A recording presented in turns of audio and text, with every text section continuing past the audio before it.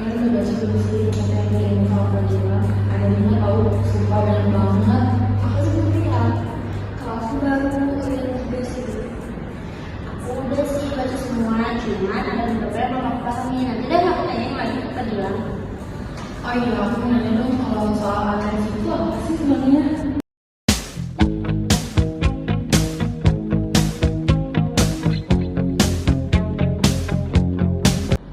Ya, selamat pagi rekan-rekan.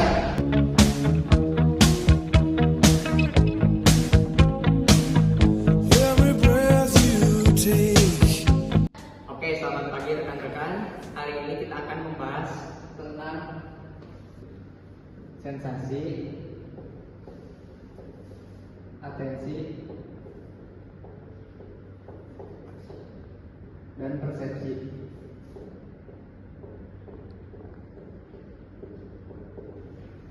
Sebelumnya, sudah ada yang tahu belum mengenai topik ini? Ya, silahkan.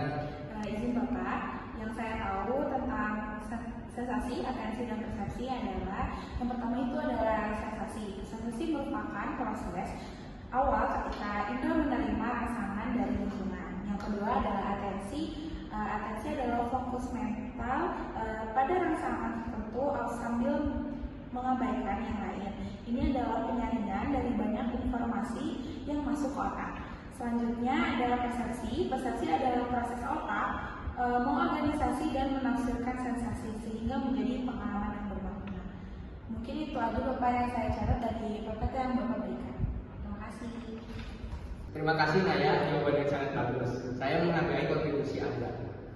Saya setuju dengan pendapat Naya, tapi saya juga ingin menambahkan contoh dari topik ini. Contohnya pada sensasi seperti mata akan menangkap cahaya, kemudian sinyalnya akan dikirimkan ke otak, kemudian akan timbul sensasi penglihatan. Nah, pada contoh atensi kita akan fokus mendengarkan dosen meskipun kelasnya itu ramai. Kemudian yang terakhir pada persepsi kita melihat apel dan otak kita akan mengenalinya sebagai apel.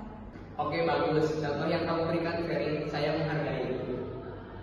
Izin Pak, saya ingin menambahkan, sensasi terjadi pada awal begitu indra menerima rangsangan fisik dari lingkungan. Lalu, atensi terjadi setelah sensasi, yaitu ketika otak memilih mana informasi yang ingin difokuskan, dan itu bisa terjadi dalam hitungan detik setelah sensasi diterima. Lalu yang terakhir ada persepsi. Nah, persepsi itu terjadi setelah atensi saat otak menafsirkan informasi. Dan biasanya itu terjadi ketika perhatian diberikan pada rangsangan. Hebat, kamu dapat mencari tahu topik ini dengan sangat baik.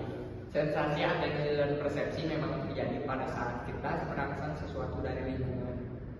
Pak, saya ingin bertanya, apakah jika salah satu indera tubuh kita tidak berfungsi, apakah itu akan mengganggu proses sensasi, persepsi, dan atensi?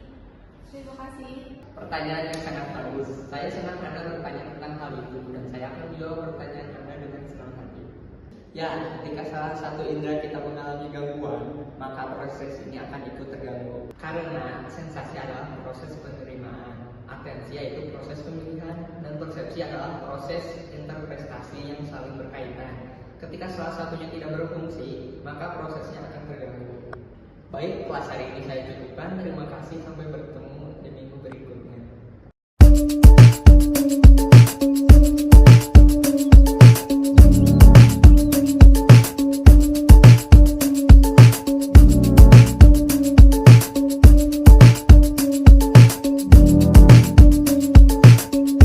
Hari ini datang lagi.